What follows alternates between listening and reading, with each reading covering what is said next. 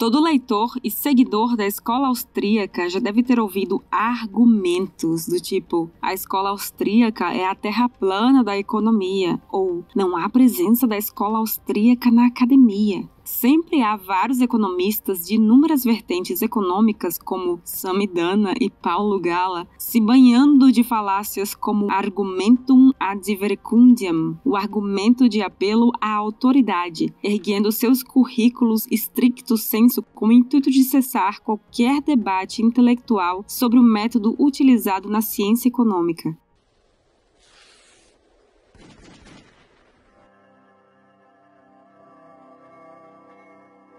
Existe escola austríaca de economia na área acadêmica?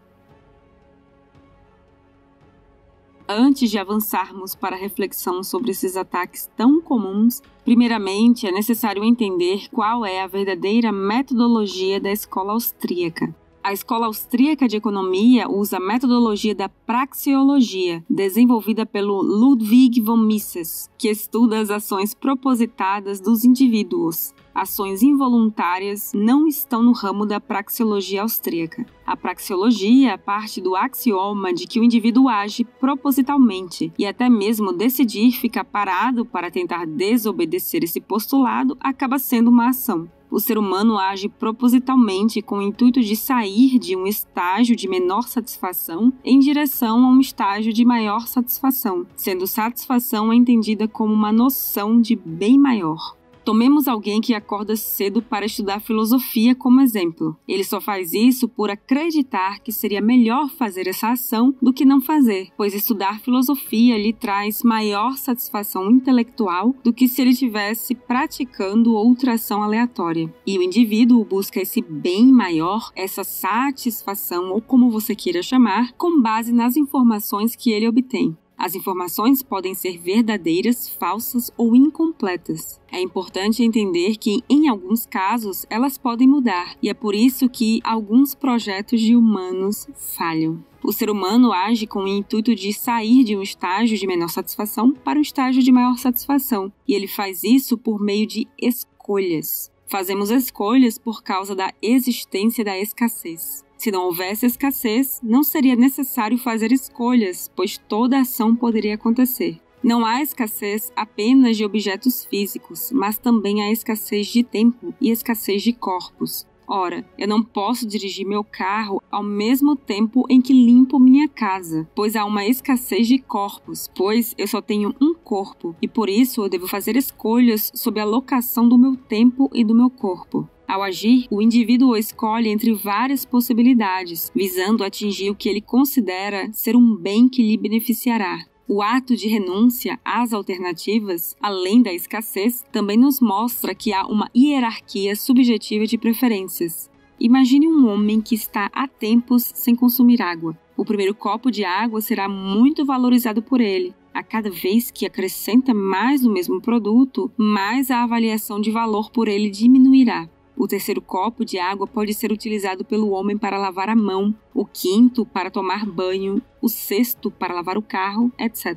Caso o homem tenha preocupação com o gasto de água, patrocinado por ele, ou tenha algo melhor para fazer, ou simplesmente a utilidade da água se tornou momentaneamente negativa para ele, provavelmente ele parará seus gastos em algum estágio após o primeiro copo de água. Esse postulado foi chamado por Carl Menger de teoria da utilidade marginal decrescente e foi usado como base para afirmar que o valor das coisas é subjetivamente fixado pelo indivíduo que percebe suas necessidades. A escola austríaca de economia, desde sua fundação com Carl Menger, acredita que as leis econômicas são objetivas, pois elas existem, são padronizadas e podem ser deduzidas usando a lógica. Algumas escolas econômicas anteriores acreditavam que as leis econômicas eram relativas e variavam em relação ao contexto histórico envolvido, mas os austríacos sempre se opuseram aos historicistas. Ora, por exemplo, é um fato que a riqueza aumentou muito nos Estados Unidos desde a independência até hoje, assim como é um fato que aumentaram os impostos e a presença do Estado na economia americana no mesmo período. Seria a presença do Estado, dos impostos, uma variável fundamental para ocasionar aumento de riqueza ou houve aumento de riqueza apesar disso tudo?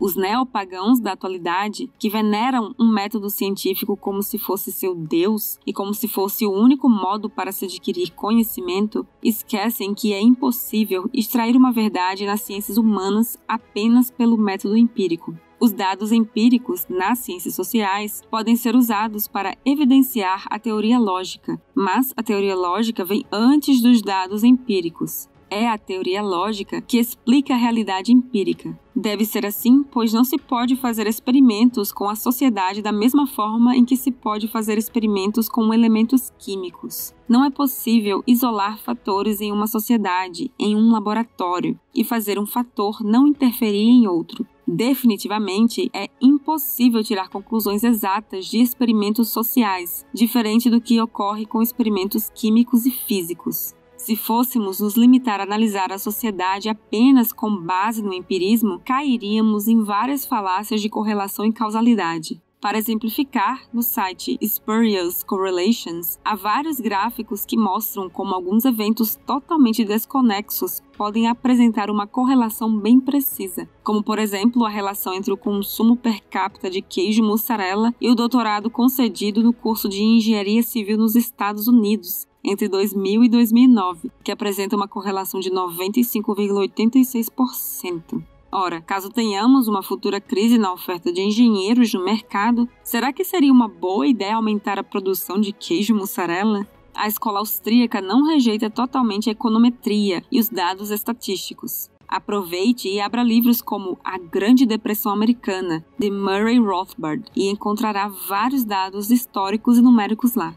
Porém, todos esses dados são guiados por uma teoria dedutiva com base na ação propositada individual. Além disso, a econometria é uma ótima forma de colher informações para serem usadas em empreendimentos e especulações, mas não é a forma ideal para prever o futuro ou criar ordenamentos sociais. Ademais, a escola austríaca utiliza o individualismo metodológico para cessar possíveis conflitos do tipo Paraguai invadiu o Brasil em 1864. Nesse exemplo, a situação é colocada como se todos os paraguaios fossem uniformes e homogêneos, como se todos conscientemente invadissem o território brasileiro. Todas as ações devem ser analisadas de forma praxeológica para impedir problemas maiores, como achar que todo o povo paraguaio é culpado pelas intenções de Solano Lopes. O indivíduo age, mas o coletivo não é capaz de agir propositalmente. Existiram e existem vários austríacos no meio acadêmico.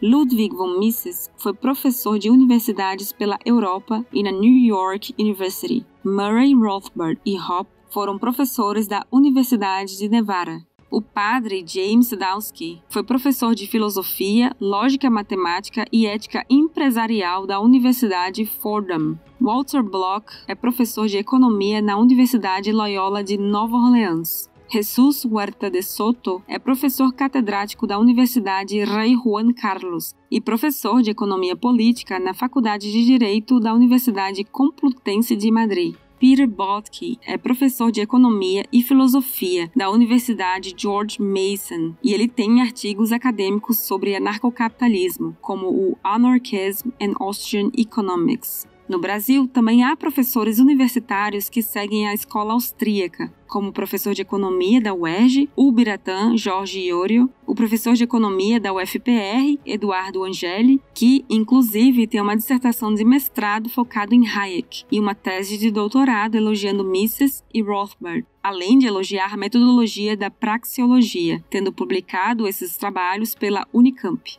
E há também um professor de Ecologia da UFSCar, Marco Batalha. Antes que alguém argumente aí que Ubiratã é um hayekiano antipraxeológico, leia o seu artigo Por que Mises e também Hayek? Elevar um e ignorar o outro é uma injustiça, em que Ubiratã admite que Hayek é seguidor da praxeologia e admite admirar Mises. Além dos professores citados, há certamente muitos outros. Muitos acadêmicos omitem suas escolas de pensamento favoritas. O professor de Geografia da UFPR, Luiz Lopes Diniz Filho, afirma que pessoas que seguem linhas de visões muito distantes do mainstream acadêmico acabam sendo ostracizadas pelos professores acadêmicos já consolidados. Isso pode ser mais um empecilho que causa a existência de poucos professores acadêmicos austríacos. Além dos professores que seguem a escola austríaca, há vários TCCs, dissertações e teses em universidades brasileiras e no mundo com temas relacionados à escola austríaca e citando autores da mesma. Por exemplo, para o curso de Filosofia da Universidade do Porto, há uma tese de doutorado sobre o tema Os Fundamentos Filosóficos do Anarcocapitalismo Rothbardiano, escrito por Johnny Cardoso Coelho. Visto isso, há sim discussões acadêmicas em relação à escola austríaca, mas são pouquíssimas de fato. Porém, haver poucos seguidores de uma metodologia não a invalida, pois o fato de um determinado conhecimento ser popular não o torna certo ou errado. Todas as teorias surgiram em algum momento como antítese de teorias anteriores, e é necessário um tempo para que ela seja de fato conhecida para se tornar um conhecimento popular. Certamente, a academia universitária foi muito necessária no passado para reunir cérebros, pessoas para promover pesquisa e desenvolvimento científico e filosófico, mas isso não é mais uma necessidade. Como Hayek sempre argumenta, o conhecimento está disperso na sociedade e a internet é uma forma extraordinária de aproximá-la, favorecê-la e democratizá-la, no sentido benéfico da palavra, claro,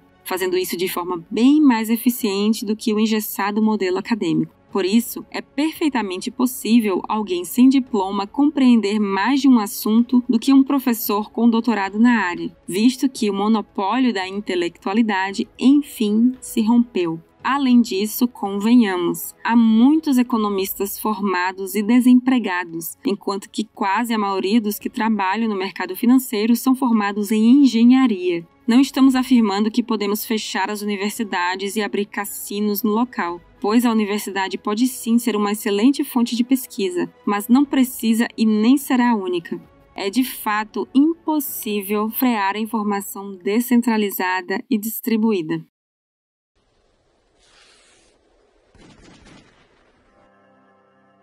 Obrigada por sua audiência.